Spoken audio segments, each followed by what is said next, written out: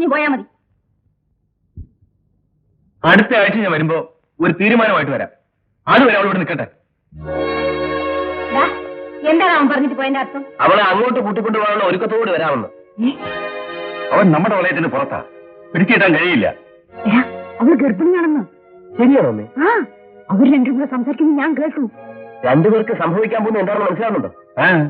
എന്താണ്? വഞ്ചനയുടെ മുകളിൽ വഞ്ചന.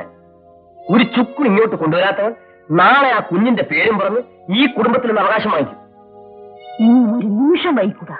എന്തിന്? എന്തിനും ചോദിക്കണം. എന്തെങ്കിലും ചെയ്യടാ. എന്തെങ്കിലും അല്ല, അവസാനത്തെ കൈ തന്നെ. മനസ്സിലായോ?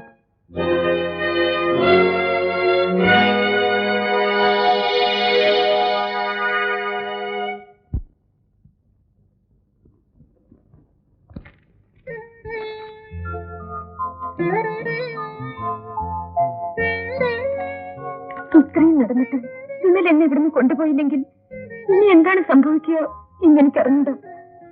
ഒരു വഴി എന്റെ മുമ്പിലുണ്ട്, ആത്മഹത്യ.